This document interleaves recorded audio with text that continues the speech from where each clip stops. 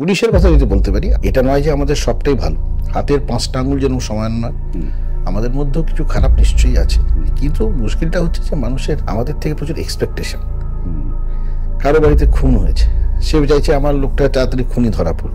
ধরুন ঝড় হলো, পাড়ায় কারেন্ট নেই, রাস্তা বন্ধ, লোকেরা উত্তেজিত, থানাকে গিয়ে বলতে হচ্ছে ঠিক আছে আমি দেখছি সিএসসি বা WBSCB কে বলে যে কারেন্ট আনা হচ্ছে। এবার লোকের এক্সপেকটেশনটা হচ্ছে সবসময় বেশি। আপনি বাড়িতেও দেখবেন যে লোকটির কাছ থেকে আপনি সব থেকে বেশি এক্সপেক্ট করেন, আমাদের বাবা মার কাছ থেকে আমরা সব এক্সপেক্ট করি। বাবা মা জন্ম দিয়েছেন, মানুষ করেছেন, সবসময় সব দিতে পারে না, আমরা রেগে যাই, বাবার উপরেও রেগে যাই, মার উপরেও রেগে যাই। এবং এই একটা পারসেপশন তো কাজ করে পুলিশ সম্পর্কে। সেই পারসেপশনটা হচ্ছে যে লোকটা ধরুন চায়ের দোকানে বসে আপনার পুলিশ সম্পর্কে বলছে, তিনি হয়তো কোনোদিন ফেসই করেননি, কিন্তু he is telling about by going by the perception. Perception is something different.